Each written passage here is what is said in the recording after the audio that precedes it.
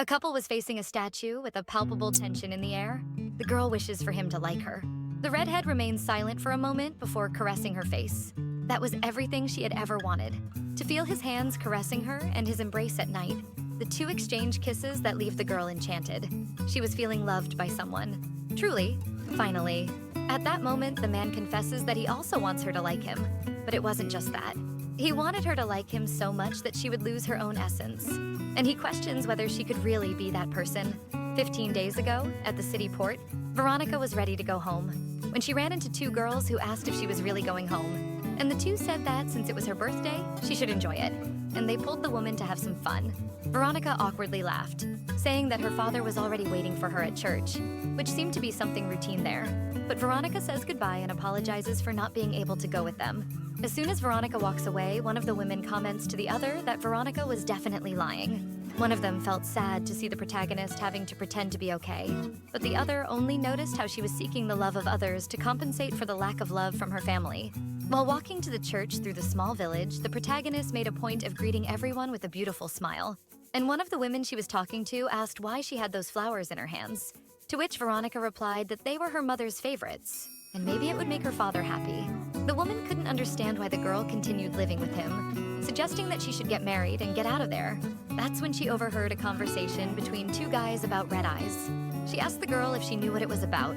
Veronica gets a bit tense with this story and asks if it was the monster with the red eyes. All this talk about monsters left her unsettled, and she hoped nothing bad would happen that day. In front of the church, the girl seemed to muster the courage to enter, remembering when she begged her father to let her go with him there, receiving a door slammed in her face as a response. So she just needed to smile and try again. And that way, she was sure her father would notice her presence. Besides, it was her birthday, and she was sure something good would happen. But even from the outside, she didn't know why the church was so quiet. Questioning whether everyone was inside, she opens the door, beaming a smile and calling for her father.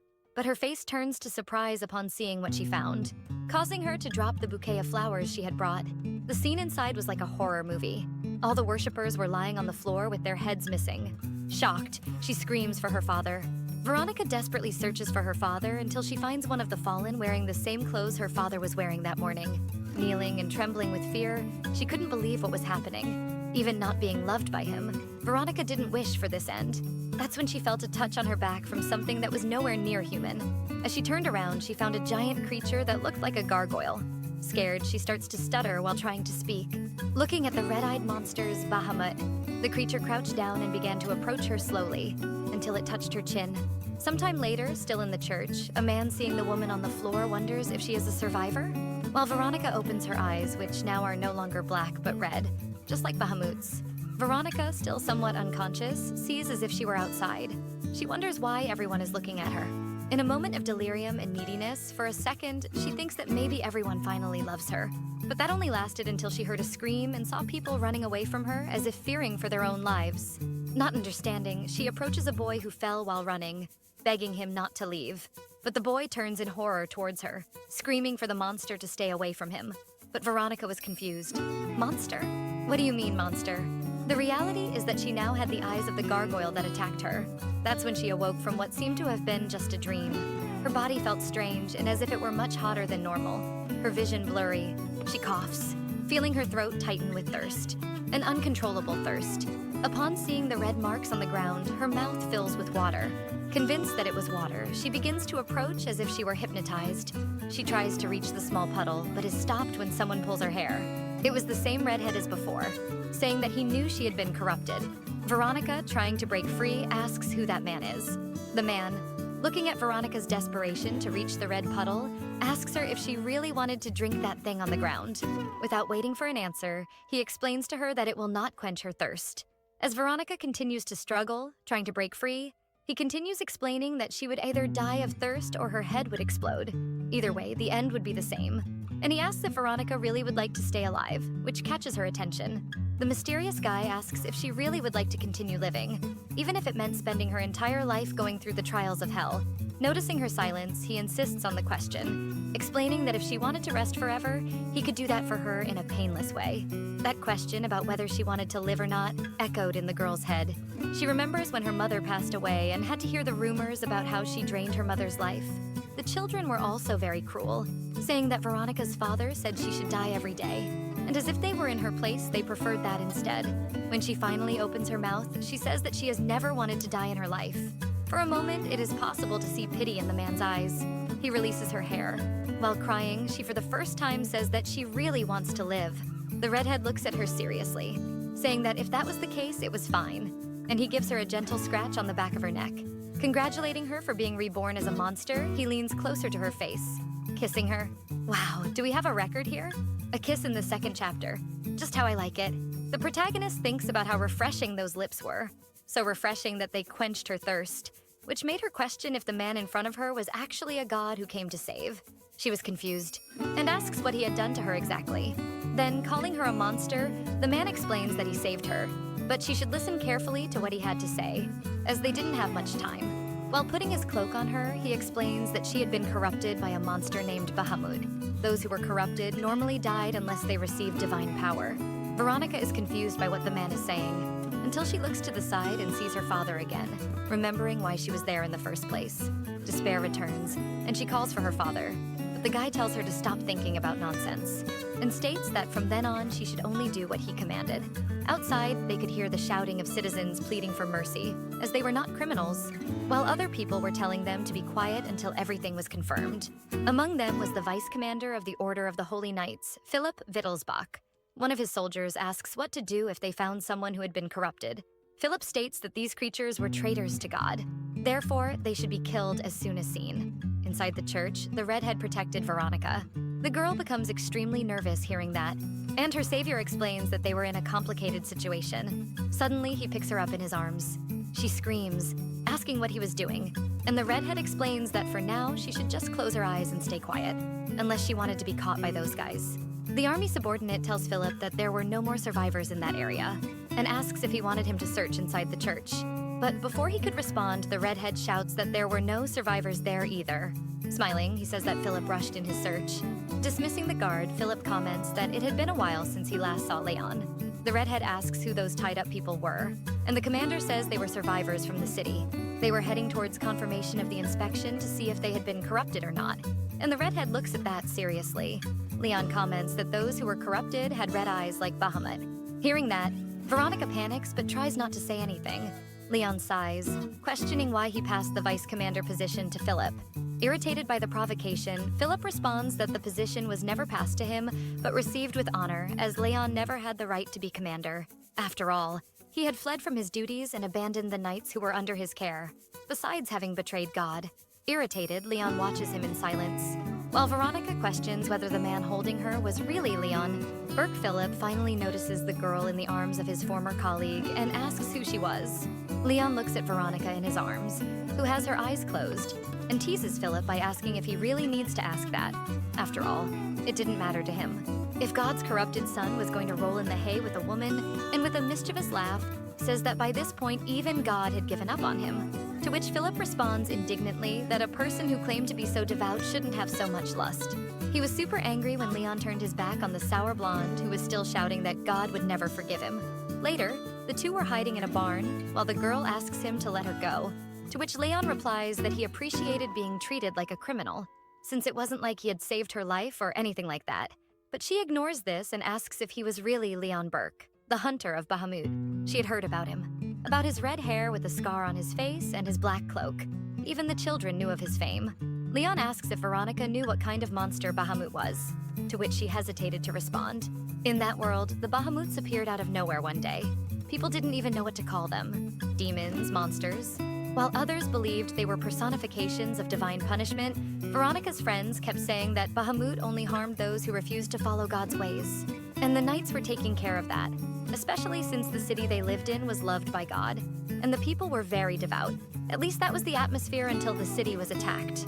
This thought makes Veronica despair at the idea that God had abandoned them. Meanwhile, Leon prepares the fireplace, explaining that the chances of a human becoming corrupted were slim, because when a human without any divine power was corrupted, they formed a mental connection with the monster. But normally they went insane and died before that. So to survive, that human would need a lot of reserved divine power. And let's agree that it's a great way to pass divine power, huh? The guy was nearing the end of his explanation when Veronica interrupted him to ask something, leaving him somewhat stressed. Then she says that if he hunted monsters, and as the other knights had already said, the corrupted humans should be killed. She wanted to know why he saved her. Flashbacks passed through the redhead's mind of when he was in front of the church and spotted Bahamut's in front of him, with those penetrating eyes.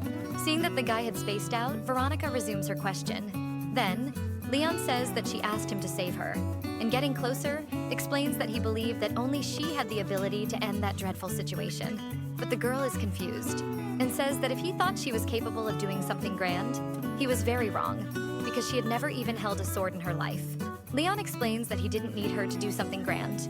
The Bahamuts were not just bloodthirsty monsters, but they could also reproduce by consuming human brains, meaning if they ate the entire city, they would reproduce an entire city of monsters.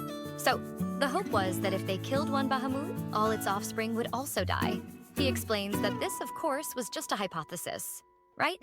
But he wanted to know if all the monsters that existed there could have originated from just one. Thus, following this line of thought, if they found the original, they could end it. But Veronica didn't understand her relation to the whole situation. And Leon explains that she mentioned she had heard of Bahamut before, so he wanted to know what these monsters looked like. The protagonist, who had always heard that the monster had no head and had a single red eye in its chest. It's then that she realizes that the Bahamut she saw in the church shouldn't have a head, much less 2 eyes. She gets nervous, commenting that the creature she saw definitely had a head and 2 eyes. And Leon agrees, stating that he believed she saw the original Bahamut. And if his hypothesis was correct, she would be the only human connected to him. That's why what he wanted from her was simple.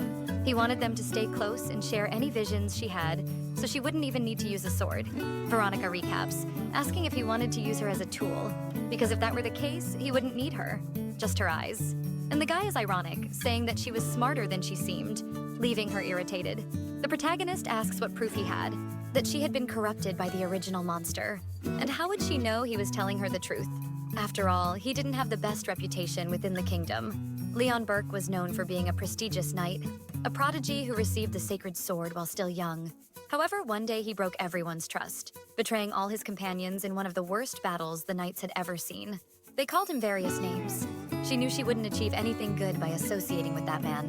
Therefore, she refused to go with him, saying that she was grateful for having saved her life, but she would not follow a stranger. It was then that she felt her heart falter, falling to the ground in front of her, while Leon watched her in silence. He apologizes for not mentioning it before, that she had no choice. According to him, either the girl followed him or her head would probably explode with that corruption, so she only had those 2 options. He smiles, saying he could give her proof, if she wanted, clearly making her tense. It is when he pulls out his sword, and the girl continuously begs him to wait and have mercy, but it is too late when he leaves a wound on her neck. Leon asks if she wanted more proof that without him, her fate was already sealed. Desperate, the girl screams that the boy should protect the weak, not kidnap and threaten people. He pulls her chin closer, asking what more she would need to understand one very simple thing. She was no longer an ordinary weak and defenseless girl. Now she was the creature thirsty for blood and flesh. Approaching the protagonist, Leon remembers that she said she wanted to live, while the girl cried, thinking that he was her savior. She tells him to go to hell, to which he responds that he would gladly go, before kissing her intensely. The next day, the guy was preparing his horse, reminding Veronica that from that moment on, as he had already mentioned before, if she had any hallucinations or dreams, she should tell him. It was then that he noticed the girl didn't seem to be paying much attention. Instead, she was looking at the horizon, wondering what to do. Her whole life had collapsed all at once, and she was lost. It was then that she felt something warm on her back. It was Leon putting a jacket over her shoulders. Curious, she asks why he was going so far. Leon says yes, Veronica was a monster, but she was a monster he needed, and she could take that gesture as a kindness. Hearing that she was someone who needed him was different, and despite his intentions not being the best, it was the first time someone needed the protagonist for something, and she intended to use that to stay alive as long as she could. A few days later, the 2 were traveling on horseback. They had arrived in Asseldorf, a neighboring city to her hometown. He warns that they would spend the night there, as the streets were very crowded and it was better for her to stay at the inn. Veronica could smell a very strong odor from that city. She couldn't tell where it was coming from, but she was sure it was blood. Suddenly, Leon touched her wound on her neck, which startled her, wanting to know what he was doing. To which the redhead responds that he noticed the cut was still there and tells her to keep applying medicine there, because the divine power that was given to her was enough to keep her mind stable, but it didn't help with the wounds. The girl was shy, remembering the kiss they shared.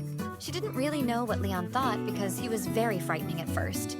But during their journey, he was very careful, telling the girl to pay attention, making food for her and questioning if she was really okay. During the trip, he handed a bag to Veronica, the only sleeping bag he had. In fact, that was why he gave it to her. There in that room, she questioned herself if this didn't go beyond the limits of the kindness he claimed to be showing. She remembered her friend's words, who told her to stay alert when men were kind, because they were much darker than they seemed. Therefore, she decided to ask something to the guy. She wanted to know if they would have to share the bed in the room or what. She was visibly nervous while Leon smiled, questioning why, since they had already kissed anyway. So there shouldn't be a reason they couldn't sleep together. What, no matter how much she was expecting an answer to this, caught her by surprise, leaving her blushing. Veronica screams desperately, asking how a holy knight could do that to a woman and kiss her so many times without necessity. To which he responds with another question, wanting to know if she was judging someone who was taking care of a child. But she says she was already 20 years old and was an adult. Moreover, the protagonist also comments that he seemed to have reacted as well when he kissed her. Provoking a little more, he says it was precisely because she was exactly his type. Diverting from the embarrassment, Veronica comments that she didn't know that the Holy Knights had preferences in women, which explains that half of those guys from the holy city of Carta broke their vow of celibacy. What Veronica says she doesn't believe because it's disgusting on their part, and Leon teases her, saying he agrees with her because they really are vulgar and dirty. Anyway, he gets up saying he would take a little round in the area and tells her to take a shower and rest, leaving her alone there, thinking about how strange the guy was. During the night, they were both sleeping when Veronica started to move. In her dream, she was facing a lit city made of gold and wondered where this place was. But that was certainly not what she wanted. When she looked to the side, she found a human, just like her, calling for help and calling her a monster. Seeing his situation, the girl started to salivate, feeling that it was delicious. Before lunging at the guy to devour him, she wakes up startled. How is it possible she did that to someone? Disturbed, she wonders if it was real or just a dream. However, for some reason, it seemed that it wasn't enough. While staring at Leon, she thought she needed more. She just needed a little more. When she climbed on him, ready to attack, she was looking for the perfect spot. Looking at him like a true psychopath, she approaches. But before she does anything, she realizes what she was doing, denying that she was a monster. The girl trembled all over with her conflicting feelings. That's when Leon gets up and kisses her. He lets her go, asking if a man couldn't rest in peace there. While crying, the protagonist explains that her heart was hurting a lot, which catches Leon off guard. Veronica says that for the first time she really felt like Bahamut, talking about her dream and how the night at her feet looked delicious, and that's why she attacked him. Seeing the girl in tears, Leon explains that that wasn't her, saying that the woman in front of him hadn't done anything wrong. His words remind her of her father, saying it was all her fault and that her mother died because of her. She remembered how she had to hold back because every time she cried, her father told her to stop pretending to be a defenseless creature. Now there was a man in front of her saying she could let it all go and cry as much as she wanted. It was such a strange situation to have someone she barely knew saying everything she wanted to hear for so many years. It was like she was dying, and she confessed. She felt like she was burning alive, and for some reason, Leon Burke was the only one who could ease her pain.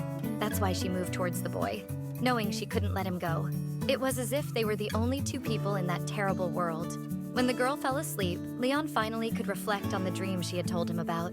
That city could only be the city of Carta, which probably indicated that it was Bahamut's last destination, but that would be the worst possible scenario. While dreaming, the girl called for her father and other people who seemed dear to her, and the redhead watched her calmly. He was surprised that someone who had been through so many tragedies was still there, and he felt this affection for those people who had hurt her so much. Unfortunately, he knew that only tragedy awaited her in the future. Even so, she would always have this deep connection with him because of the curse. The next day, they were both eating when he handed a small gift to Veronica, who couldn't believe it was for her. But he quickly cut the mood, saying she could pay him back later. Seeing her hesitate, he asks if she didn't like it, explaining that he had chosen it especially because of her eye color. Touched, Veronica says she really liked the gift, especially because camellias were her favorite flowers. Being honest, she says she always wanted a weapon to call her own, but never imagined she would receive one as a gift. Changing the subject, Leon notices that the girl had put medicine on the wound on her neck, but he says she should spread a little more or it wouldn't work. Awkwardly, the protagonist asks if the boy next to her had any idea that he left her quite confused from time to time. asking that if he was going to be grumpy, he should keep it up. Because she wasn't used to receiving so much kindness, so she got confused easily. If he decided to be mean to her, then let him do it, because this constant change was leaving her more confused. Noticing that Leon was laughing at her comment, she questions what was so funny, which he tries to disguise. While other people in the inn commented on how cute they were, believing they were a couple, Leon asks her to stop being angry and go back to eating, because she must have been quite hungry, considering last night the protagonist feels embarrassed and says she wouldn't talk to him if he continued with that attitude. However, her stomach growls, breaking the mood, making things even more awkward. Leon explains that that breakfast was prepared just for her, and he would be honored if she accepted at least one bite. Veronica looks at the man seriously before taking the piece of meat in her hand. Leon watched the girl attentively, thinking it would be good if she had some affection for him. After all, winning her favor might make her easier to handle, since people in love are blind to everything else. The protagonist explored the inn until something caught her attention. It was a photograph of a woman with the flowers she loved so much. A girl speaks from behind Veronica, saying she reminded her of the girl in the photo. The lady says that was her daughter, who had recently married and moved to the city of Carta. She also comments that she had heard that she was now a grandmother, but since they lived far away, she hadn't been able to meet her grandchildren yet. Despite the distance being hard, she was happy for her daughter. Her words leave Veronica emotional, saying that the lady must love her daughter very much. Moving to a delicate subject, the lady asks if the man accompanying the protagonist was her husband, and if they were running away to be together, given the amount of luggage. Anyway, the kind woman caresses Veronica's hair, asking her not to go too far, and to think about how her parents would miss her. The words hit Veronica deeply, which makes the lady ask if everything was okay, since the girl was crying. Changing the focus, she explains that she missed her mother.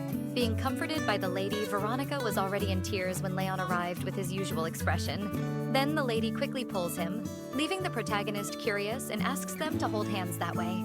Veronica stammers, saying he wasn't her husband, but before she can finish the sentence, Leon grabs her hand, surprising her as if it were a form of support, and the two stare at each other for a moment. The lady continues with her tasks, telling the protagonist not to cry anymore. While still holding Veronica's hand, Leon jokes that now they were married and asks how much longer they would stay there holding hands. Embarrassed, she quickly lets go of his hand with that comment, saying it was him who took her hand and she never called him husband. Again, she feels a strange tightness in her chest, which makes her freeze with the bad feeling. Leon questions what is happening. Veronica says she felt weird, explaining that it was as if she felt the presence of Bahamut. In the city, some monsters were spreading despair around, making people scream, destroying everything they saw in front of them. When they hid outside the inn, they managed to see that the city was already being attacked. She wonders how the monsters got past those huge walls, and upon seeing one of Bahamut's eyes, she feels as if he was looking directly at her. The monster starts moving towards the two, and the protagonist becomes increasingly confused about how he knew where they were hiding. It was then that she felt several eyes watching her from below. She pulls Leon to warn him, stating that she could feel them there and they probably entered through the sewers. The knight asks how many there were exactly, but she didn't know. However, if she was right, there were enough to fill that city with monsters screaming when she said they needed to get help. Maybe call the Order of the Holy Knights. She remembers what happened in her city, and that it might not be good for the knights to go there, since they treated everyone as corrupted after the attack. She was confused because that was the only way to save the city they were in and trying to calm down. Since they managed to leave her city unnoticed, maybe they could do it again. Leon asks if she thought the knights did nothing all day, just waiting for a call. They wouldn't come quickly enough just because of that. Still, the protagonist, seeing all those monsters, says they couldn't just wait, so the city would have to solve its own problem. Veronica pulls him, questioning if he could do that, save that place. Leon looks at her seriously before answering that they should look for a hiding place. Heading towards the monsters, the protagonist stared at him, leaving with concern if he would be okay. He was Leon Burke after all, and there was no reason to worry. Many soldiers were in despair, doing nothing, while Leon was already tired from fighting so much. Some soldiers shouted nearby, telling to protect the gates. It was then that Leon realized that this battle was not going to work out. Meanwhile, Veronica was directing the common citizens to a safer place. It was when they pulled her by the collar of her dress. It was Leon with a serious expression. The protagonist asked what he was doing since they needed to evacuate the people, but all he said was that she should grab her belongings. The girl even tried to question him. Leon explained that the bridge over there would be raised soon, and the citizens had no idea how the monsters were really getting in. Anyway, the army there wouldn't be enough. so they had to escape quickly to avoid the same fate as everyone in that city. Thus, Veronica questioned whether he was planning to leave everyone behind. But all the redhead said was that they couldn't save everyone. They could only make choices. And at that moment, he chose to save her. Since he believed that saving her life was better than saving Bjorn and Asseldorf, Veronica couldn't swallow that, questioning how they could abandon all those people. However, Leon said she should obey him unconditionally. With a cold expression, he asked if he hadn't been clear enough. Quickly, the protagonist grabbed all her belongings at the inn, and she was taking them down the stairs. It was when she accidentally slipped, falling to the ground. She felt her heel pulsing with pain. Even so, she tried to compose herself. Remembering that Leon was on guard outside alone at that moment, she needed to be strong. After all, it was she who chose to stay alive. So she continued on despite the pain, remembering that. Upon reaching the exit door, several men were staring at her, asking if she was leaving, and confronting her, saying she was out of her mind if she thought it was a good choice.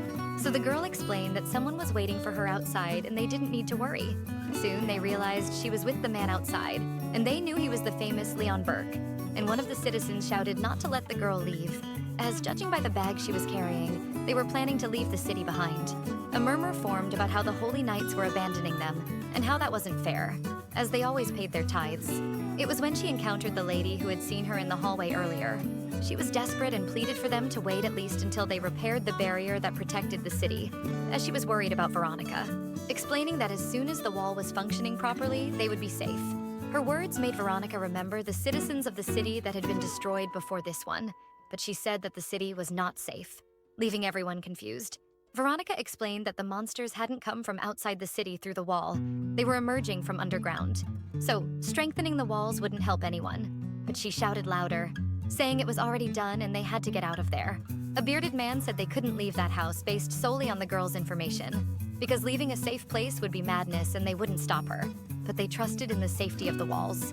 Veronica even tried to counter, but it was better not to waste any more time on that. And before leaving, she just said that everyone has the power to choose their own destiny. The lady said goodbye, asking the protagonist to be careful, especially for the sake of her parents. Smiling, the protagonist thanked her for her kindness and said she was truly grateful for their hospitality. As soon as she left the inn, Leon was already waiting for her with the horse, urging her to hurry. He took her hand to help her mount the horse. Quickly, the two set off. Leon asked her to stop thinking about other things and just hold on tight because they would be running a lot from now on. Without looking back, the two left the city, leaving the citizens of Alseudorf behind. Soon behind them, the bridge was raised, closing the wall and all those monsters inside. Veronica watched the city, wondering if all the citizens would indeed perish. She blamed herself as she had had a strange feeling since they arrived there, but she ignored it because she thought it was just an illusion and regretted not having said anything earlier. Leon comforted her, saying that the outcome would still be the same. Moreover, the two escaped from there by his order, so it was just his decision to abandon that place. At that moment, the protagonist understood why Leon insisted that she should obey his orders. He did this so she wouldn't feel guilty about anything that happened. So it wasn't exactly an obligation, but rather an exoneration of guilt. Alone, Leon decided to carry all the remorse and guilt on his shoulders. When they were far from there, Veronica dismounted the horse, thanking the animal for having taken them safely. Remembering the terrible scene of Asseldorf, trying to stay optimistic, she asks Leon what the horse's name was, and he says it doesn't have a name. The protagonist questions if she could name it, but the grumpy redhead says no. She asks why, and he explains that he doesn't name things that are likely to die. The girl gets scared, but tells the horse not to mind those words because it would live a long life, and she decides to name him Night Sky. Strangely, those comforting words directed at the horse were what she wished to hear at that moment. Once they were settled there, Leon was taking a look at the protagonist's foot, which had been hurt. He asks when that happened, and she explains the situation from earlier. Veronica observes his movements as he makes a sort of snowpack to put on the injury. He comments that he believes it isn't broken, but still, she shouldn't move it too much for now. Veronica, moved, thanks him and says it's the first time someone has done something like that for her. Since childhood, she has always been very clumsy, but she always ended up having to deal with the consequences herself. She starts to say that maybe this is like, but she gets embarrassed and changes the subject. Asking if he wasn't cold, she offers to return his cloak, but Leon says it's not necessary, and that they would have to sleep close together anyway to warm each other's bodies and not freeze during the night. It felt strange to be so close to him after everything. She brings up the topic, asking what she should do if she wakes up in the middle of the night again. Nervous, the protagonist explains that she would feel bad if he lost a night's sleep because of her again. However, He simply says that she probably wouldn't wake up this time. This makes Veronica curious and asks how he knows that. He explains that it's because he would take care of it before they sleep. Then he takes the opportunity and kisses her again. I'm starting to suspect that he's taking more advantage of this situation than anything else, but that's okay, because we like it. Lately, she felt an immense desire that she couldn't control to be so close to the guy like that. She believed it was the result of Bahamut's desires and the hunger she needed to satisfy. Even though she made a point of repressing that feeling, this man, who was superior to others, constantly placed his delicious divine power on her. Deep down, it made her desire him more and more, almost as if she wanted to devour him and have him all to herself. The desire was so strong that her thought was that if she couldn't have him, she would prefer to be buried by this man's hands. Indeed, she felt like an uncontrollable animal. As soon as Leon pulls away, Veronica asks for a little more. While looking at her expression, he asks if she has always looked like that. Maybe it was the eyes. But Leon concludes that maybe he was just attracted to that woman. For him, it was natural that any man wouldn't be able to resist. And he also thought he needed to work hard to repress his own desires regarding Veronica. We will never know what that horse witnessed that night. The next day, the protagonist was irritated, asking if Leon had gone crazy. But Leon was sure they had to reach the sacred city of Karta as quickly as possible. After all, in her last vision, everything indicated that Bahamut's target was the place. If the city were attacked, there would be no one to save the continent from that abomination. Veronica agrees, but she thinks it's crazy for them to try to cross the sacred plains like that, especially since he is a holy knight. She asserts that he knows as well as she does that the sacred plains are a blessed land that houses the great temple, and that everyone says that those who step there without permission are punished by God. According to the redhead, they didn't have much time, and it didn't matter if the land was blessed or cursed. They had to cross it. The girl tries to argue, but again he imposes his will, saying that she should do exactly what he says, and that she didn't need to hear her opinions. Upset, Veronica sits in a corner waiting for him to finish the preparations and thinks that he didn't need to be so rude to her, since she was only worried about him. She knew there was no salvation for a corrupted human, but he was a knight. After finishing arranging things, Leon goes to meet her, extending his hand to call her to leave. Sulking, the girl stands up, saying that she could do it alone, but soon trips over her own foot and barely avoids falling to the ground, being held by the guy, who says that if she needed a hug, she could just say so. This makes her extremely nervous, and she quickly steps away. The protagonist remembers that she shouldn't be confusing her like that, since not long ago he had been rude, and now he was acting this way. He ends by asking what he expects from her. The redhead looks at her with a cold expression that we already know will lead to something bad. Getting closer and repeating his question, "What do I want?" He warns that he has already said several times that he wanted, taking the protagonist's hand. He asks her to stop running away from him. After all, regardless of what happened, he wouldn't let her go. They could cross the sacred land or go straight to hell. Until they managed to capture the monster, he wouldn't leave her behind. Since to end that tide of evil, he needed her. Then he asks if she is still angry. He notices how red she is. And I'm starting to worry about this male lead. He is being manipulative with her and sometimes is genuinely falling in love. This won't end well. The guy comments that her heartbeat was very fast. She pulls his hand, saying that if it was just for that reason that he insisted on her, he should keep acting like a jerk, affirming that it was unfair. As he approached, she really thought he was very unfair, since as a knight, he gave everything to God. And in the end, he hadn't even asked her name all this time, which made her feel more and more suffocated. But she changes the subject, saying that they should leave soon. She just wanted the guy to stop saying he needed her because no one could leave him after hearing something like that. Near the horse, she urges Leon, thinking that she was letting her worth be determined by other people. A few days later, they had arrived at the sacred plains, or at least close to it. That's when Veronica realized that there was already someone there, and she points out to Leon the camp that was nearby. Suddenly, someone shouts for them to stop, which makes the protagonist hide in Leon's arms. The armed men threaten them, saying that if they took one more step, they wouldn't leave the two alive. The guy orders them to identify themselves, and Leon introduces himself as a former guard of Asseldorf, saying that they are traveling to Karta, he and his wife. The man quickly smiles, saying that it was a great coincidence.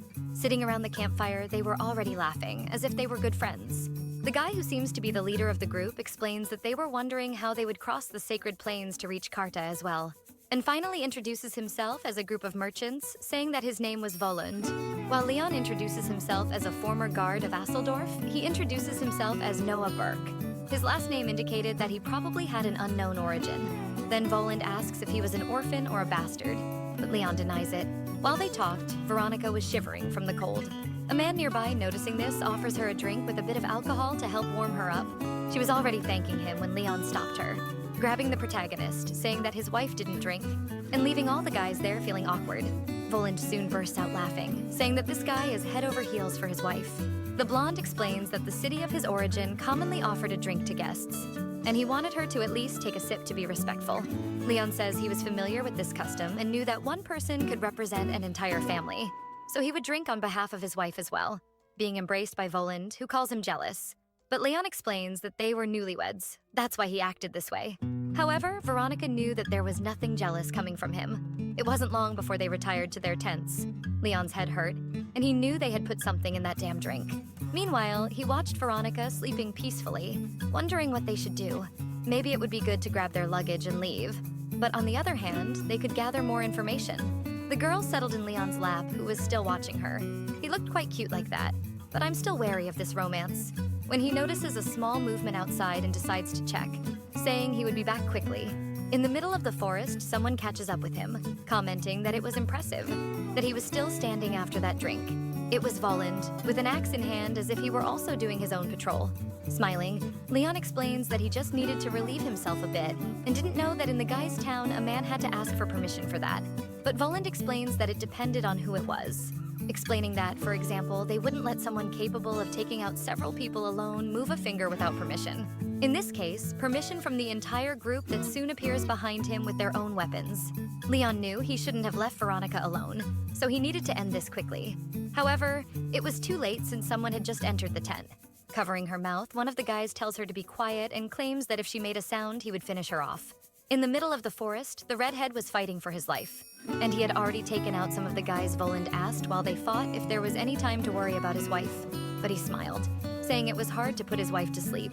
So it was his men who should have taken care of waking her up, and then he hits the guy from inside the tent. The blonde asks Veronica if the man outside was Leon Burke.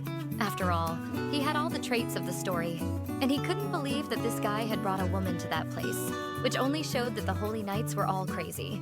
Commenting that his hometown had been destroyed by the Bahamut, yet these guys were completely oblivious to the world. The guy comments that the citizens of that village said they didn't need to worry, because God would protect them while they hid all the information about those monsters. Pressing Veronica to the ground, he says it was time for the two of them to have some fun, commenting that it wasn't his fault that that lunatic Burke brought an ideal woman for him, making Veronica cry with his movements. But the girl tried to calm down, knowing that Leon wouldn't abandon her so easily. But it would already be too late by the time he arrived. That's why she pulls out her gift, tired of waiting for this salvation. And then she drives the blade into the blonde. In fact, when Leon arrives at the tent, it would have already been too late if it weren't for Veronica, who is sitting huddled while the blonde is lying on the ground. As soon as she sees Leon, she asks if he knew from the beginning that those guys weren't just random merchants. Leon prefers not to answer, and she explains that normally merchants hired mercenaries for protection instead of using weapons themselves. Finally, she asks if it was because of the chaos that the world had been in lately that people like them appeared. But Leon explains that people don't change so easily. She was surprised by the answer. And the redhead explains that no matter how bad the world gets, the bad people always do even worse things. The protagonist suddenly strokes Leon's hair, asking why he didn't wear a helmet with so many evil people around. Then he states that first, because that way he would have a quick end, and second, because he didn't like having anything stuck on his head. Jokingly, he asks her to tell him what the correct reason was, and she, shocked, says that the two of them didn't make sense. Taking advantage of the mood for questions, Veronica asks why he gifted her the dagger. And the guy says that when there's a robber in the house, even a child can grab a kitchen knife. In reality, what she would like to know is if she had the ability to kill Bahamut. After all, she wasn't completely oblivious, since when she took out the blonde who was on top of her, she felt a change in the atmosphere. Perhaps after being corrupted, she had gained some power she didn't know about. Because if that was the case for giving her that dagger because of this ability, she would like to learn how to use it properly. Since she wanted to become stronger, Leon thinks that the bird that broke the egg wasn't a dodo bird that gave up its wings, but a hawk capable of facing the harsh winter. Realizing the reason he always thought she resembled something, even so, that didn't mean she was mentally prepared. Since someone who isn't shaken by seeing someone like that in front of them is a person who lacks something. A person with a defect in some of their emotional skills. Leon stands up, saying that since they had nothing to lose, he could try to teach her. Before leaving, he says that she shouldn't complain if the time came and she thought she wasn't ready. because he didn't like those who gave up halfway. But the ironic one asks him not to worry, because she was tougher than she looked. During her training, she dragged the blade, thinking it would have been heavier. Then Leon says that if she doesn't find it heavy, she should do everything while carrying the sword, even take a shower and sleep. But the girl retorts that he should teach her how to use it. Especially if she was in danger, Leon comments that she wouldn't be able to do anything with the blade. To which she responds that it wasn't that heavy. When he tells her to keep carrying it, it irritates her. In fact, she continued carrying it until she tried to strike at the air, generating an unusual wind, which caught Leon's attention. She asks if he saw that, because she felt as if she had actually cut the air in half, but she thought it was all very amazing. Struggling to keep the sword up, Veronica was impressed that she managed to do it so easily. So she kept trying, but nothing else happened. A bit disappointed, as she hadn't really felt anything the first time. She asks him why it hadn't worked, and he says he didn't know after all. He hadn't been corrupted like she had. His comment makes the girl sad, but she insists that he answer her seriously at least once. And Leon explains that now he only had a small piece of advice to give, that she should strengthen herself physically. That was all she could do at the moment. As he took her hand to help her up onto the horse, the protagonist felt a bit disappointed, as he had said he would teach her. He easily pulls her onto his lap on the horse. He adds that as obvious as it may seem, muscle strength is crucial for using a sword. The girl says she used to dance, so she was stronger than she looked. When he says he had noticed that, she is surprised and questions if it's because she was skinny. He says no, but ends up not completing the sentence, as he soon remembers something from his childhood. In fact, he remembered his mother, an incredible dancer to say the least. But he wouldn't say that to her. Changing the subject, he comments that she had muscles, even though she didn't eat much. Veronica boasts that she was very confident when it came to physical challenges, while he jokes with her that really, it must have been why she fell down the stairs. Embarrassed, she replies that she was very good considering the circumstances.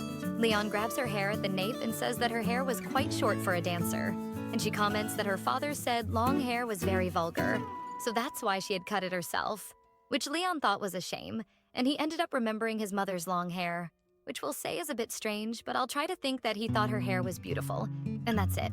They continued their journey while Leon teased her about her hair. As the sun set, they approached the sacred place. Veronica is perplexed to see the place she had only heard about. Upon entering, she comments that she had heard some rumors about the statue in front of her, but she was shocked that it really didn't have a head, wondering if 20 years ago the statue was really complete. But the guy asks how old she thought he was to know that. She takes the opportunity to ask his age, to which he replies that he wasn't old enough to be there 20 years ago. Veronica questions him if that was true because he always treated her like a child, as if he were much older. He jokingly asks if she didn't like being treated like one, something Veronica confirms, responding that it was because she wanted him to like her. Seeing her serious and sincere expression, Leon asks why she wanted him to like her so much, and the protagonist confesses that she didn't exactly know, but since she was little, she had always wished for people to like her, since those who were loved always seemed happier. It was precisely for that reason that she learned to dance, so that everyone would look at her and admire her. Leon, hearing this, simply replies that he would also like that, which leaves the protagonist confused. And he adds that he would also like her to like him enough to completely lose herself in him, which makes the protagonist realize that the way he sought attention reminded her of herself. But that guy didn't seem lonely. Veronica comments that the rumors about him were true. While holding his face, Leon asks which rumor she is referring to, about him abandoning his comrades on the battlefield or abandoning God to become obsessed with women. The girl pushes him away, saying that she had heard rumors about him having a bastard child somewhere. Turning his back to her, Leon says he had no intention of being with a woman. He hadn't before, didn't now, and wouldn't in the future. Oh, come on, Leon. The way you say it makes it hard to believe, you know. Veronica asks if he would maintain that even if he fell in love, which he confirms, saying he wouldn't be foolish enough to fall in love with someone in the first place.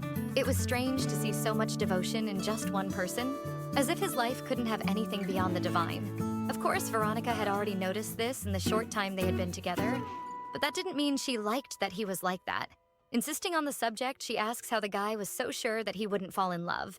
After all, true love was sudden, and she comments that sometimes just facing another person was enough. To be so in love that they would give up everything for that person. Some even became desperate just to find true love. So he shouldn't say that he is so sure. Changing her expression, the girl says that there were many things to happen in his life. He takes her arm while replying that an overwhelming passion consumes everything in an instant. Pulls her close. That's why some people, even looking into another's eyes like that, pretend not to notice and let the love of their life pass by. since it's better this way than to lose everything they have already conquered. Veronica is surprised by his sudden movement and his words. The guy asks her to rest while he goes to get the things. Outside, Leon did not feel well at all, and he remembered when he heard a speech from one of his superiors about how God placed his expectations on humanity and chose some specific humans to receive divine power. And that's why when someone with that power spent too much time in the plains, that power was gradually drained, probably trying to return to its own origins. Leon felt he was at his limit. It was then that he heard someone calling him Vice Commander. Looking over, he saw some ghosts.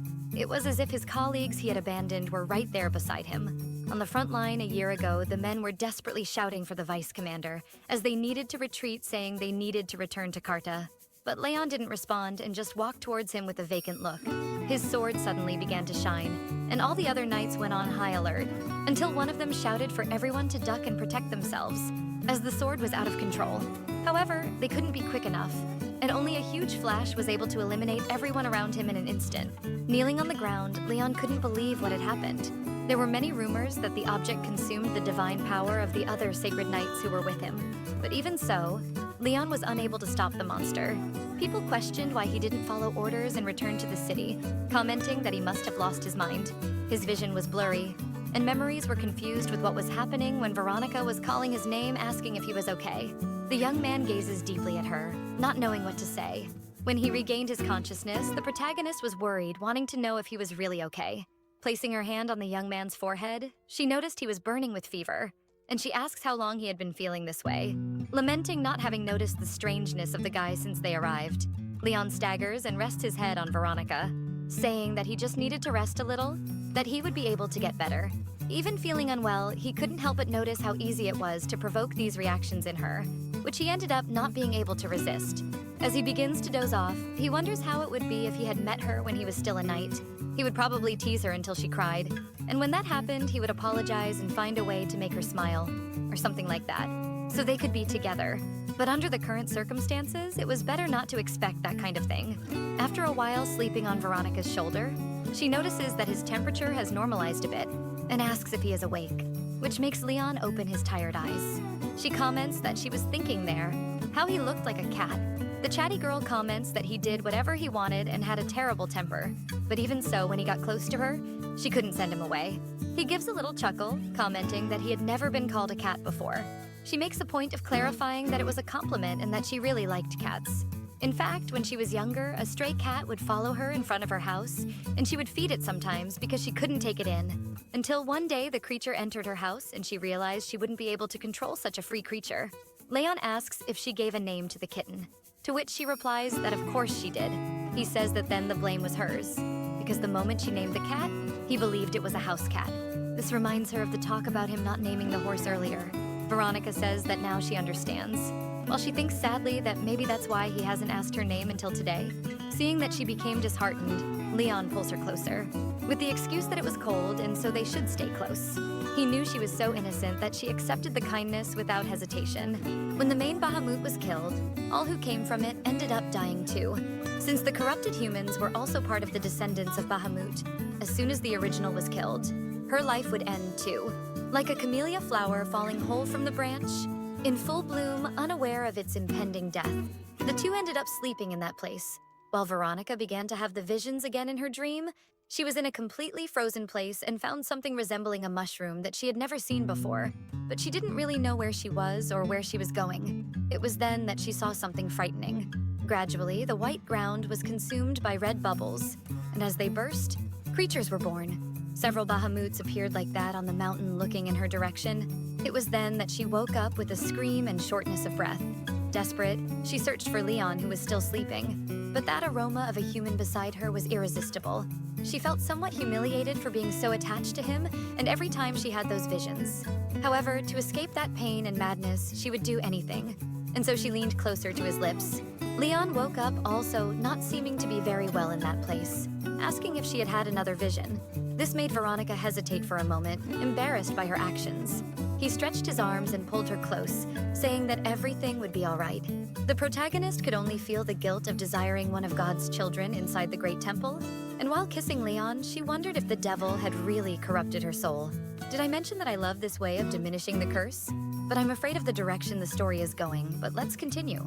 With the dawn of the day, the two were talking about the mushroom she said she had seen. And the guy explains that it only grew in the mountains surrounding the city of Carta. Veronica asks if it was possible for the monsters to have come close and not attacked until now. But she realizes that she might know the answer. It was the sacred city, a city protected by the divine power of the knights for thousands of years. The oracle was clear in saying that the city would remain at peace forever, without even a drop of blood being shed on the ground. Then Leon explains that even if the world ended, that city would not fall because it was God's promise. With that, Veronica takes the opportunity to ask if he really believed that God existed. He says he is sure that he exists. Smiling, the protagonist comments that her answer was expected from God's children, and that it would be strange if he denied it since he had divine power. The girl still asks how Leon knew he had that power, because it must have been nice to live a life of salvation from the beginning. According to her, the guy beside her must have received a lot of attention and affection while growing up. However, Leon only responds that it was when he regained the vision in his eye that it was early. He comments that he had been completely blind in one eye and suddenly, one night, he could see again. When he was a child, the woman who claimed to be his mother cut his eye with a knife, because according to her, he needed to look more like God. Veronica interrupts the story, outraged that someone would do that to their own child. If she wanted a face that resembled God, she should have done that to herself. The guy stands up, shrugging, suggesting that maybe she didn't want to go blind because she was already blind with love. In reality, she just wanted the attention of his biological father, and thought that a holy knight would care for a child who resembled God.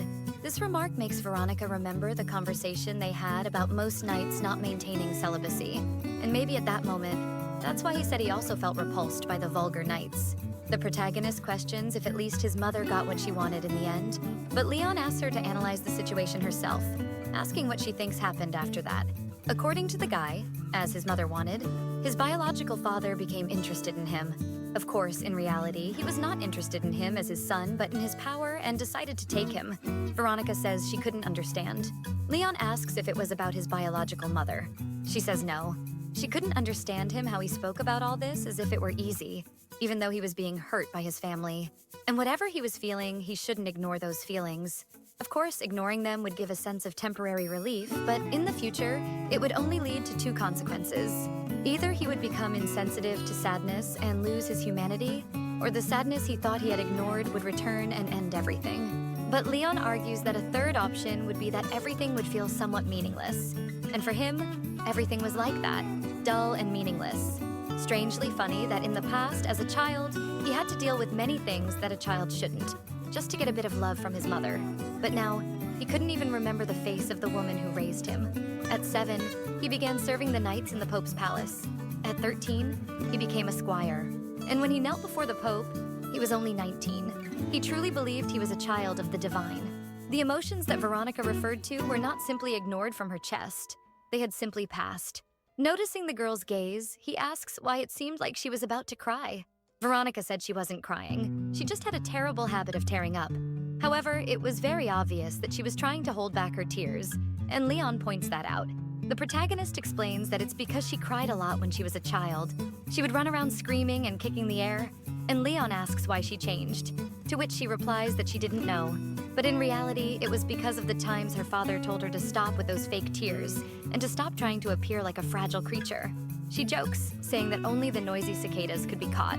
The girl continues explaining that the tears she had to swallow remained inside her and eventually overflowed and reached her eyes. And one day she would have no other choice but to cry forever.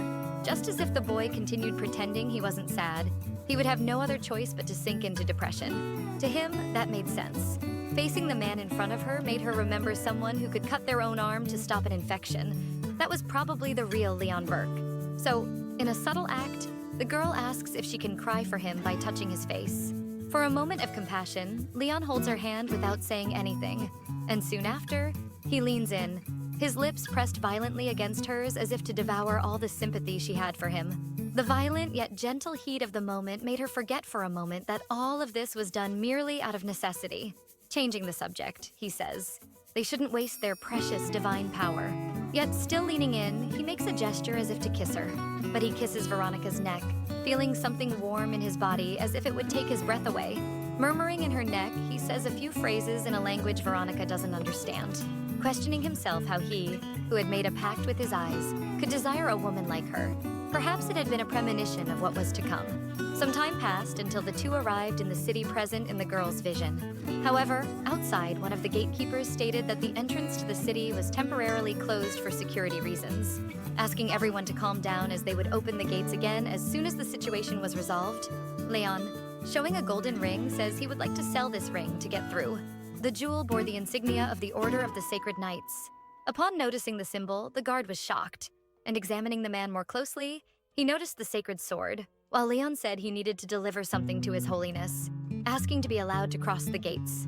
For some reason, that worked perfectly. Making small talk with the knight escorting them, Leon says he hadn't seen him in a long time, calling him by name, Oscar Burke. In fact, he used to be Lewis's squire about 5 years ago. With a rather unfriendly air, Oscar says he didn't expect Leon to remember him because he claims he became an official knight 4 years ago. The two stare at each other with immense tension. Addressing Veronica, Oscar says he will take her to the papal palace, but she clings to Leon, asking if they weren't already there. And the boy says the palace was behind the cathedral, but Leon would meet her after the audience with the Pope Leon. Without even looking at the protagonist, releases his arm from her hands and walks away, leaving her with Oscar. She calls out to him, but without saying his name, which he ignores. And Veronica feels anxious, as she didn't know how she could call him in that place. Oscar tells the girl to follow him. While walking in the other direction, she thinks that the next time they see each other, they should agree on how she could call him inside the palace. The Pope says that Leon returned much earlier than he thought he would, and Julia says it hasn't been long since he received his letter about finding a corrupted person. My God, I can't believe Leon delivered her to the church. Oh no, I don't like this kneeling.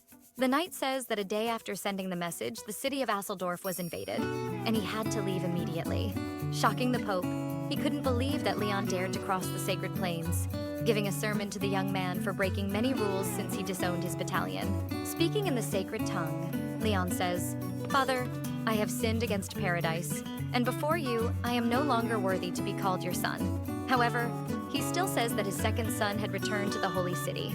Even so, the man receives him with hostility, asking if he expected a celebration banquet, or what Leon says he would prefer a banquet where they killed Bahamut instead of a bull. The Pope questions what he means by that. He explains that the woman he brought had a vision of Bahamut in the mountains around, indicating that they were multiplying in the Brassen Mountains to attack Karta. The information surprises the Pope. Leon explains that the girl also foresaw the invasion of Asseldorf, so they should check the mountains immediately. Philip, who is with him, tells the Pope that half of the knights were sent to the city of Belwyn and had not yet returned. So for now, it was impossible to go to the mountains. But Leon argues that God promised eternal peace to the city where they were. Even so, the blonde insists that the number of monsters was only growing and that it would end the city. Before Philip could finish his sentence, Leon interrupts him, asking if he had ever considered that God sent that woman precisely to ensure that the city would not fall. The Pope ponders for a moment and asks if that is why Leon had breathed life into Bahamut's daughter, warning that the use of divine power for healing was forbidden precisely to prevent the knights from falling into the trap of pleasure and lust. But Leon says he only did what was necessary. The Pope approaches, questioning what Leon said. Just like the Pope, I also suspect the use of words here. Necessary, right? The Pope questions if it was necessary, would Leon sacrifice the girl on the altar? Meanwhile, the girl arrives in her room and questions if she would really stay there. Since there were many rooms in the palace, and instead of placing her in one of them, she was locked in the basement. At the same time, she hears screams and people begging to be spared. Even so, one of the subordinates says they would bring food to her door when it was mealtime, but in the meantime, she should rest, leaving her alone there. As night fell, Leon was being followed by Oscar, who chattered that the purpose of that expedition was to find traces of Bahamut, as some knights had disappeared in recent days, and they needed to take a look at the areas they were patrolling. Stressed, Leon asks why he had been following him all day, to which Oscar explains that the Pope ordered him to assist Leon, and warns that this would only be in the Holy City, but he would not follow him during the expedition. This makes Leon comment that the Pope must like him a lot to not send him to truly dangerous places, and the young man says he should not make assumptions about his superior. As he was just a loyal servant, Leon could feel strong emotions coming from the young man, especially the resentment for having broken the pact. Besides the need for recognition from the bastards around and the preparation to dedicate his life to that, it was ridiculous how weak humans were to the point of not being able to live without dedicating themselves to something. be it dreams, family, money, or honor. Oscar opens the door to Veronica's cell. They can only see a pile under the sheets. Leon approaches the bed, and when he goes to pull the sheet, Veronica jumps out of bed with her dagger in hand, ready to attack. Until she notices it was Leon. Embarrassed, she apologizes, as she did not know it was him. And Oscar asks why the corrupted girl had a weapon, to which Leon responds that he was the one who gave it to her. When reprimanded for his name, Leon asks if he didn't think his name sounded a bit strange. Explaining that is why he was avoiding saying Oscar's full name too, since now they both had the same surname. He turns to Veronica, who is quite embarrassed and confused, and asks Oscar to wait outside as it would take some time for the two to talk. The protagonist comments that he took a long time to come find her. Leon says he had a lot to resolve and much to explain since they crossed the sacred plains. Being honest, she says she thought he wouldn't come. When asking why she said that, she replies that it was because she thought he was angry about what happened there on the plains. For her, things were a bit strange, and when they separated earlier, she didn't even look back. Leon places his hand on her head, surprising her, but he takes one of the feathers from her hair, asking what reason he would have to be angry with her. Veronica says she ended up seeing through his mask. Normally, people who protected themselves with masks were afraid of being discovered, and she questions whether he crossed the line in the plains, but he quickly cuts her off, saying no. And he says he wasn't angry. Perhaps the right word would be that he was even grateful, since no one had ever cried for him before. Veronica tries her best not to fall for his charm and good looks, and then she questions why he locked her in this place. Leon explains that it wasn't a prison, it was just protection, because the papacy determined that this was the safest place for her. Even so, the girl retorts that he says it's for her own good, but they won't stay there together. Then Leon warns that he will have to go to the mountains, so he couldn't take her on that expedition. He approaches her, holding her neck, and he says that before that, he had to take care of one thing. At that moment, Veronica understood that the man was not there to rescue her from that place, but rather to do what he needed to do. So she pushes him away. Oh guys, I'm starting to feel sorry for her. They are both in love, but he just complicates things. She says that until then, those visions came when corruption was out of control.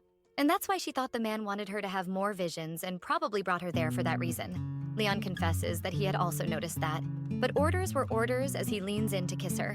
For the first time in a long time, Veronica felt sorry for herself. She who depended entirely on another person to survive. Because of that, she couldn't even refuse the kiss, even knowing that for him it was just an order that had to be fulfilled. But she knew that when that moment ended, she would be alone again. Leon turns to leave, but Veronica grabs his arm before he can pull away, thinking she would fall into deep loneliness as soon as that ended. And with pain in her voice, she asks him not to go, not to leave her, and she asks if they couldn't just stay together for that day. While looking at her, Leon thinks that he had heard some scholars say that time passed differently in the plains. So perhaps they had spent decades together, growing closer as they tried to warm up in each other's heat. Or perhaps that time together had never happened, and he was just letting himself be carried away again, seeing that she wouldn't give in. Leon comments that the bed was too small for both of them, to which Veronica replies that they didn't need to sleep together, just to be with her during the day. In reality, she just didn't want him to abandon her in that place. Leon tries to comfort her, saying that he wasn't abandoning her, but at the same time, he remembers the conversation he had with the Pope, when he asked about perhaps having to sacrifice the girl on the altar, to which he simply replied that the Pope should do what he thought was right. He strokes Veronica's hair, assuring her that next time he would take her with him. But until then, she had to stay there. The protagonist knew they were just lies, but even if they were lies, they were kind, which made her even more irritated. Even with this back and forth, the girl concludes that he would leave her alone that day. So she grabs the wine they had there and spills it on Leon's clothes, pretending it was just an accident and that he would have to find other clothes. And for that, he would have to soak those in sleep to wait for them to dry. She hands him a cloth to clean himself while smiling. Leon, noticing the hostility in her words, says that in fact, she was the one who was angry with him. After taking a shower, Leon remembers Veronica's words in the plains. It was surprising how this woman managed to touch his most vulnerable point and break down that whole world he had painfully built to protect the boy who trembled with fear. And perhaps he had known from the beginning that he would feel something in his heart for her, but he was being consumed by guilt and betrayal, as if he were about to suffocate at any moment. I'll be honest, I got confused at this part. Was he suffering from pain or pleasure? I'll leave that moment to your imagination. Inside the bathroom, Leon knew he was completely lost, while Veronica waited for him outside, sitting at the table. Already dressed, the girl asks if before going out on the expedition, he could teach her to use the sword, because she didn't have much time to wait for her to get strong enough. But before she finished her sentence, Leon stands up, telling her to grab the sword he was carrying. With the girl in position, the former knight explains that the grip wasn't fixed and depended on how she intended to use the blade. And then he gives some more technical explanations that leave Veronica quite confused, and confesses that listening to his explanations still left her somewhat lost on what to do. So he holds her from behind and tries to explain more practically, explaining that the front part should face the enemy, while the back part should face her, and raises his hand explaining that he would only use the front part for enemies that were distant. Making the movement to teach her, he adds that if Bahamut was right in front of her, it didn't matter which side of the sword, she just had to aim for his heart. Leon lets go of Veronica, telling her to try to do it on her own. After trying on her own, she is amazed by her skill, asking Leon what he thought of her abilities. He just stared at her while admiring her beauty. In this windowless place where she couldn't even tell if it was day or night, with the fire in the fireplace crackling to the sound of the sword cutting through the air, and the girl confesses that it was more fun than it seemed. Meanwhile, he thought that our memory holds the stories of what we really see, but he believed he would remember that moment for a long time. Sometime later, the girl had fallen asleep without even remembering how. And upon waking, she realized that Leon had left without even saying goodbye, until she hears someone say that if she tried to refuse to eat, she would be punished. It was Oscar saying that even if she had to force herself, she had to eat something, and she says she wasn't refusing, as she had just woken up. But the guy says that the people who were taking care of her didn't know that Veronica asks if he was sent there to fight with her. Oscar explains that he was there protecting her at Leon's request, and with the Pope's approval. Then the girl jabs at him, asking if even someone imprisoned needed a guard. Approaching Oscar, she says that since they would see each other for a while, she should introduce herself, saying she was Veronica Schwarzwald. Not accepting the handshake, he makes a small bow, saying his name was Oscar Burke. She excitedly asks the knight to take a look at her stance with the sword, explaining that she learned how to hold the sword the day before, so she still felt a bit awkward. This catches Oscar by surprise.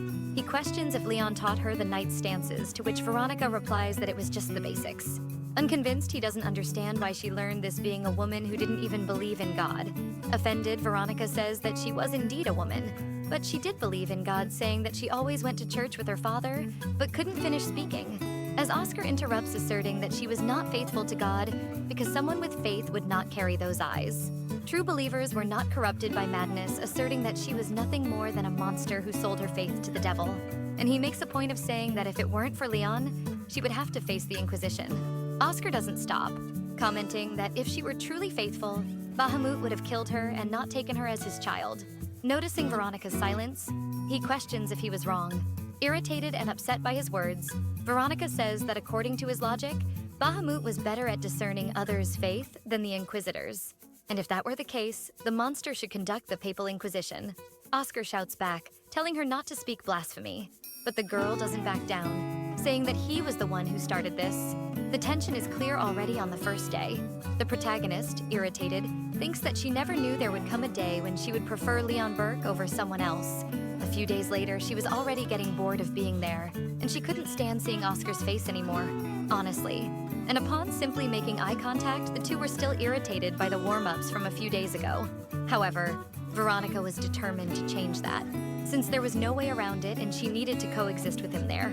Before she could do anything, someone knocks on the door of the room. It was the Pope, and his commander Mecklenburg. Veronica knew that name very well. All the children grew up hearing stories about how he rescued princesses and did incredible things, of course. They didn't know how much of the tales were true, but the man became a knight at 15 years old, and was a legend at 50. She bows to reverence him, but the guy tells her to get up, looking at him. Something becomes more than clear. She remembers Leon's words about his mother wanting his father's attention, and there he was right in front of her. He was clearly Leon's father, giving only a quick glance at Veronica. He confirms with the Pope that the girl had been corrupted, but was different from the others. The Pope explains that they were informed that the girl was corrupted by the first existing Bahamut, and he asks if she had any different traits, but the guy couldn't identify any. No other being managed to maintain sanity like she did, but it was probably the result of the divine power that sustained her. When asked about the girl's age, she replies that she was 20 years old. The Pope suggests that the girl's mother probably went to the sacred plains while she was still pregnant. This surprises the girl. The Pope asks if she knew what kind of people could be corrupted, to which the girl responds that they had said only people without faith. But the Pope explains that it wasn't quite like that, because in recent years they had seen many corrupted people, and one of them was a pope, a priest, who had a devotion that surprised even the papacy, and an elderly lady with dementia who only lived on prayers. However, they noticed that all the corrupted had one thing in common, which made her very curious. Meanwhile, Leon was in the mountains on his expedition. He couldn't help but remember Veronica, pleading for him not to go, and her tearful face, which reminded him of when he was a child, pleading for his mother to do the same, running after her like a fool, convinced that women meant nothing to him, still trying to convince himself that she was just a person who needed to die to save 400 million lives. In fact, if their paths hadn't crossed, he would have already left. And if he continued to fear hurting her, he wouldn't have done even half of what he did. Back in the girl's room, she was becoming increasingly confused about the common trait among the corrupted. Then the Pope resumes the story about how 20 years ago they found the statue inside the Great Headless Temple. The first to see it were pilgrims who visited the plains in the summer, including the Pope himself, who was among them. And his memory of that day was very vivid. The Pope stopped receiving divine prophecies the moment that statue lost its head, as if God had died. All that talk was very strange. Why would Veronica's mother have embarked on a pilgrimage while she was pregnant? The Pope asks if she now understood why he had come to meet her. He wanted to know why those who saw the statue before everyone else were spared. He wanted to open their heads and read their thoughts, but the corrupted always died very quickly before they could say anything. It was then that our girl realized that the guy was afraid of becoming corrupted someday. Leon's father approaches the girl quickly, as if he had planned everything they would do upon entering the room, and he grabs her by the neck, which makes Veronica ask what was happening. Suddenly, the divine power that Leon had left in reserve with her starts to flow through the guy's hands. She didn't even know that this power could be stolen, but she didn't want to become a monster, and that's why she fought. She remembered when she first met Leon, and he asked if the girl would like to continue living even if it meant going through hell, but she didn't want to lose her consciousness. And even Oscar asked them to wait, but Leon's father doesn't listen, until he knocks the girl to the ground, telling the Pope to step back. Everyone anxiously waiting to see what would happen to her now that she was without divine power. The thirst in her mouth returned, but as if possessed, she begins to say, "A small sword will be taken, and using the sacred sword, Bahamut will destroy Karta." Oscar wonders if this would be a prophecy. She continues saying that prayers and cries would not be heard or seen by God, because even he lost his face. Then the girl passes out, leaving everyone perplexed by what they had just seen and heard. The Pope is extremely indignant, shouting for the guys to do something. They should lock this cursed girl in the torture chamber for not being of any help. When Veronica wakes up, she is already in different clothes and locked up. She didn't even know how she was alive after being without Leon's divine power. The door opens, and Leon's father and Oscar realize that she is still alive. He says he already knew she saw things when she wasn't under divine blessing, so he needed to know all the visions she had since they locked her in there. With his silence, he asks if the protagonist was refusing to speak, and he snaps his fingers, making Oscar approach her. Veronica, confused by everything and afraid of what might happen, is left speechless. Oscar throws her against the wall and tells her to tell the commander what she saw. Veronica, indignant, says she didn't understand what they wanted from her, as even if she spoke, the visions would not set her free. She comments that Leon told her she would stay there because she would be safe. He hadn't left her in the palace to be treated that way, and probably wouldn't want to know about it when he returned. Totally ignoring her outburst, the commander asks about the prophecy she had made earlier. But even as he recounts what happened, Veronica does not remember having said that. And the guy says that even if only 3 people had heard it, it was indeed a prophecy. And anyone who was alive when the statue lost its head would recognize it. He knew there were only 2 sacred swords in the whole world, the twin swords Genesis and Apocalypse. One was with him, and the other was in the mountains with Leon. The man reveals that the sword should have already returned with its master, but that hadn't happened until then, leaving her desperate. The girl grabs him, asking if Leon was okay. Firmly, he asks again what the visions showed her. Desperate about Leon's disappearance, Veronica says the visions revealed nothing important. They are just an endless cycle devouring humans and reproducing. Before she can ask about Leon again, another soldier appears at the door. The girl insists on the subject, asking how he wouldn't send anyone after Leon even after hearing that prophecy, because if she was right, he should be rescued immediately. But all the guy says is that apparently the girl didn't know Leon very well, because he could disappear without a trace. But he wouldn't die so easily. In fact, he was someone who would sacrifice his own companions to survive in a battle against death. Before leaving, he tells Oscar to make sure the girl would be alive when he returned. The protagonist couldn't understand how her own father was turning his back on his son. A few days later, Veronica had already lost her patience. When the door opened, her face lit up with the idea of it being Leon, but it was just Oscar bringing water. The girl withdraws, but thanks him nonetheless. She asks if Leon had returned yet. The girl insists on the question, and Oscar thinks for a moment before saying that he hasn't come back. In reality, he had only come there because Mecklenburg asked him to keep her alive. Veronica sarcastically says he was very kind and questions if he only wanted that to torment her again when he recovered. But Oscar explains that the commander went to the mountains and would take a while to return. That awakens something in the protagonist, who asks when he left and if he was looking for Leon. But Oscar doesn't answer, and just says that from now on he will visit to deliver her meals and asks her to share her visions. But before he leaves, the girl grabs him, asking why Mecklenburg went to the mountains. He reprimands her for the way she spoke about the commander, but the girl only cares about the fact that the man might have gone after his own son. However, Oscar cuts her off, telling her not to confuse things, because the commander only went because it was his duty to protect the sacred sword. Veronica questions if the sword was not just a symbol. Oscar explains that they were not just swords, but sacred swords, since both Genesis of Mecklenburg and Apocalypse of Leon were capable of absorbing divine power, thus being able to absorb all the divine power from the barriers that protected the city. In fact, when Leon was fighting years ago, something had happened, but Oscar keeps that a secret, and he changes the subject, saying that the commander would not mobilize his subordinates just for Leon. Veronica even thought about asking if he wouldn't do that for his own son, but the question had already been answered in her mind. Although she was sure that the other knights speculated the same thing when they saw that red-haired commander. The fact that the rumor hadn't spread meant that either she was very wrong about her father's true identity, or the red-haired man was treated so poorly that no one ever believed he could be Mecklenburg's son. Oscar stares at her in silence for a while before leaving. Time passed in that room, and Veronica wondered if Leon could be feeling as lonely as she was. As several days had passed, she believed he would have already died. But as the days went by, her thirst seemed to be improving and the corruption more tolerable. She wondered how that was possible without receiving any divine power.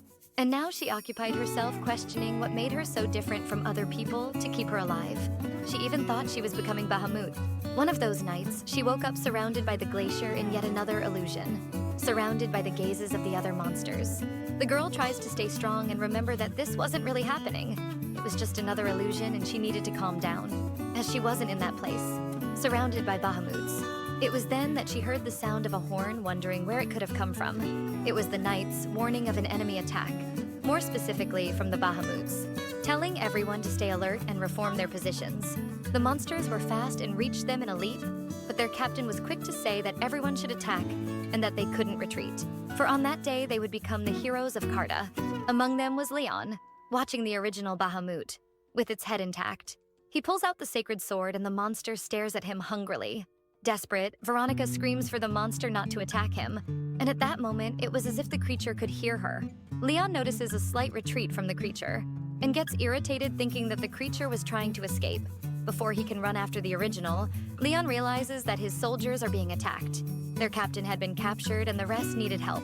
Leon knew that without the captain, they would be massacred, but he didn't want to let that monster escape. They didn't know what to do without him. Hesitating a bit, he decides to make a choice and goes back to help the soldiers. He tells the guys to fall back and asserts that God was with them. Thus, the men regain their position, fleeing from there, positioning themselves to attack under Leon's command. As he runs to the battle, he remembers how Veronica questioned if he could save an entire city, because he believed he could. While defeating the monsters, he says that she probably knew the reason he couldn't answer that question. After all, everyone could die because of his decision. Exactly like his partners who died a year ago. From atop the mountain, the girl thanked that Leon was safe and watched the men who were perishing there. Meanwhile, she tried to accept that someone like her couldn't make a prophecy, as she was just another one corrupted by the monster. But if she really was, where was that monster in front of her going?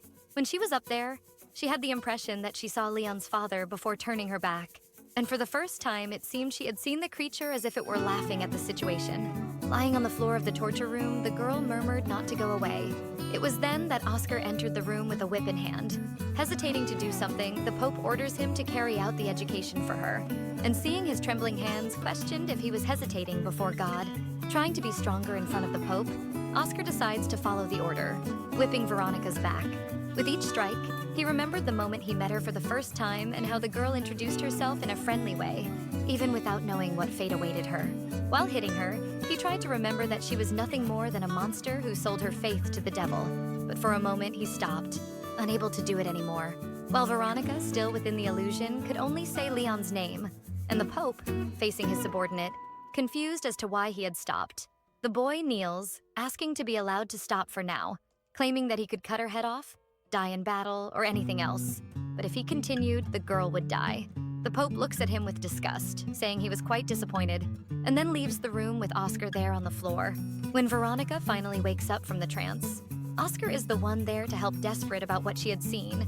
She tries to explain what happened, telling that she saw that person, the owner of the other sword, and she had seen that Mecklenburg had been defeated by the monster. The girl was in shock, as perhaps the prophecy about the sword did not refer to Leon, but maybe to the commander, leaving Oscar confused. He asks if she was saying that the monster had already managed to get Genesis, which she confirms, saying that she saw in the vision the creature destroying Mecklenburg and raising the sword high. Veronica was fearful it was her fault, since she screamed in her dream for the creature not to hurt Leon. Maybe that's why the commander became the next target. The girl shakes Oscar, saying she needed to send more people to ensure Leon's return. Oscar asks her to calm down first. However, Veronica was still worried about Leon, until Oscar said that he had already returned. Relieved, she asks if he really came back, and Oscar confirms again. According to the boy, she had been unconscious for 3 days, and in that time, Leon returned safely with his men. Excited, Veronica asks if he had come to see her while she was unconscious, only for the man to explain that Leon did not do that, not even once. What catches her a bit by surprise, and she asks why. Meanwhile, far from the torture room, Philip is still irritated that Leon took that corrupted girl and brought her right to the heart of the sacred city under his nose.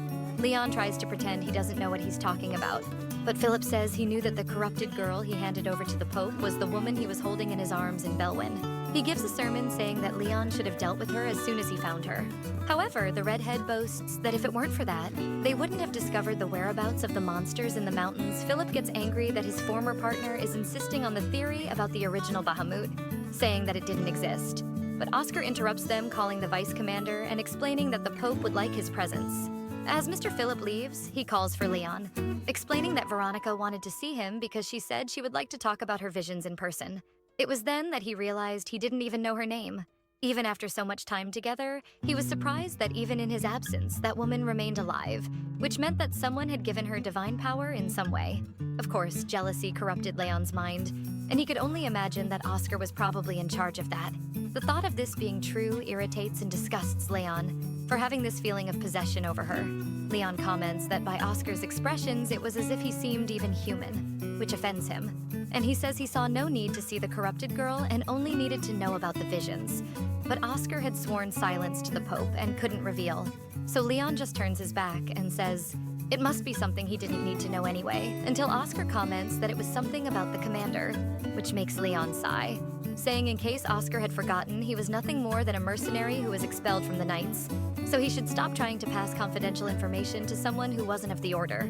Leon also says he heard that the commander still hadn't returned from the mountains, but knowing him, he would probably be back soon. Only Oscar interrupts him before he finishes, making a point to inform that Veronica specifically asked for his presence as soon as she woke up, and takes the opportunity to find out if Leon's intentions were to ignore the poor girl. Even realizing that his heart seemed to be hurting and tight, he couldn't believe that this inexplicable feeling of possession was taking over him, which didn't make him any different from a child throwing a tantrum because someone played with his toy. Ignoring these feelings, he questions again if she really looked for him as soon as she woke up, saying that she was probably just thirsty, and that Oscar could take care of that himself, just like he had done in the past few days. Even feeling strange, Leon could only think that he just had to do as he always did. Cutting ties with people is something he has been doing all his life, and as soon as he manages to kill her presence in his heart, things will calm down again. Both for him and for her, Oscar stands there with nothing to say, just watching Leon walk away. When he returned to the torture room, he apologized to Veronica, who didn't quite understand. He explains that the wounds he had on his back were his fault, and that he had to do that while she was sleeping. Seeing that he seemed sincere in his apologies, the girl says it probably wasn't his idea, and asks why he followed orders he didn't agree with. Then the guy explains that a humble person like him couldn't question the Pope's intentions and should just follow them, but he really wondered what the right path was. The girl looks at him with pity, commenting that he had a very firm belief, just like Leon, while she was full of doubts and in reality was afraid of faith for her. This unwavering belief seemed capable of ending everything: love, conscience, and even guilt. None of these things come close to the belief of someone who believes their actions are divinely correct. A person who justified themselves by their convictions could commit atrocities without thinking twice. So she insists that she needed to talk to Leon, and says that if the boy was really sorry, He should bring him here while he stood there without having managed to bring Leon. These words echoed in his head. It was then he noticed another person coming in his direction. It was the one responsible for carrying out the executions there. He asks if there was any prisoner there that needed to be executed, as he hadn't received any orders about it. Then the man explains that the next day, there would indeed be someone to kill. Meanwhile, lying on the floor, Veronica thought she needed to find Leon, to be able to be on the same level as him and repay all the salvation he gave her, because only then would she be able to speak to him with pride, hoping that one day she could speak to him as an equal without fear. But before she could finish her thoughts, a loud noise distracted her. It was Oscar, pulling the girl's arm, telling her to get up. Surprised, she asks where Leon was. Oscar says he won't come. His statement makes the girl's heart stop for a moment, but they didn't have time. The boy tells her to change clothes and hide her face, and gives instructions to let the guy answer for her if they ask anything. The protagonist interrupts him to ask what was really going on, and Oscar explains that Vice Commander Philip sentenced her to death. Outside, they were walking anxiously when Veronica finally decides to ask why he was helping her, since he seemed very devoted and valued his orders above all. Oscar then replies that she still is and is currently just following the commander's orders, because before he left, he instructed him to keep Veronica alive at all costs. She wondered if this was really a strong faith and sense of order, or just personal will. So, a bit shyly, she says that regardless of the reason, she thanked him for saving her life. Oscar takes the opportunity to return her dagger. Seeing the dagger that Leon had given her, she becomes emotional thinking of him and asks if returning it was also part of the orders. And he explains that someone will come looking for her in a few days, but it would be good for her to have the dagger to protect herself for now. Veronica then says she will pray for Oscar as a thank you for his help, and she would ask God to absolve him of any guilt for freeing a condemned person. For her, at that moment, the boy in front of her was more a son of God than any knight she had known. If that would be enough, as her prayers really grateful for everything. And Oscar feels emotional for sensing that he was truly doing the right thing. A girl interrupts the conversation, calling for Oscar. The woman says he should have knocked on her door to announce his arrival. The couple mentions that Oscar always declines their invitation, but it's probably because he is very busy. And that's why they were surprised when he mentioned someone who needed shelter. Meanwhile, Veronica wondered if they knew nothing about the situation outside the city of Carta, which probably justified the fact that the couple wasn't looking at her with pity. They were just kind and full of sympathy. The atmosphere there was perfect and welcoming, and somehow everything felt like a big lie. The woman realizes she hasn't introduced herself and says her name is Hannah, and takes the opportunity to introduce her husband. Emmett, Veronica does the same, taking the chance to ask how they met Oscar. Hannah explains that he saved their lives, actually Emmett's life. Because he had an accident and ended up trapped under a carriage, Oscar was the only one who stopped to help. The woman confesses that she wanted her son to grow up brave like a knight, that he was the only peasant around who could wear that armor. Veronica is shocked by this information and interrupts, saying that there was another knight who also came from a peasant background, and asks if the couple knew that Leon Burke had returned to the city of Carta. Hannah says yes, but she really thought he would never come back because of the incident. This leaves the protagonist curious, as she didn't know what they were talking about. Then reveals that on the day Burke abandoned his comrades in Tehran, he went mad and ended up killing 600 of his comrades with his own hands. Even the papacy decided to keep this somewhat hushed up, as the citizens adored Leon. Veronica gets lost in her thoughts, remembering how she felt a loneliness very similar to his coming from Leon. Even so, he always showed himself to be strong, using that mask to hide his true feelings. And that's why she was sure she needed to stay by his side for all the good things he did for her. But she didn't know how to find him again. Until Hannah comments on what Veronica most wanted to hear, that she should be careful when going out, because Leon was staying in a cabin on the next street. Meanwhile, in the palace, Philip was arguing with the condemner for letting Veronica escape, but he explains that he thought she was a nun, while questioning if Leon had helped the girl escape, but the guy denies it, saying he hadn't seen that redhead with the nun. Relieved by the situation, Leon nudges the vice commander, saying he had already told him he didn't participate in the escape. But Philip cannot understand who besides him would have spared the girl and made her escape death. He asserts that he wouldn't let this go, and if he found out that it was he himself who ordered this, he would steal his sacred sword. As he walked through the city, Leon realized that since there had been no news of the fugitive, she was probably alive and safe. And she pretended not to care who she approached, kissed, or even sought out for salvation. And for him, she had been a problem from the very beginning. But the moment he turns into an alley, he comes face to face with her sitting there. Upon seeing Leon, Veronica is happy. All those emotions he was trying to suppress seem to come flooding back at once. Without thinking, he pulls her into a hug. She comments that she missed him, but she was already feeling overwhelmed by so much affection. He takes her inside the room, fearing someone might see her. While continuing to hug her without saying anything, he finally opens his mouth, saying he didn't know she was so irresponsible. He asks why she came back near the palace if she had tried to escape. But the protagonist explains that it was fine since she was careful about who was around her, and the other knights helped her. This mention of knights clearly irritates Leon.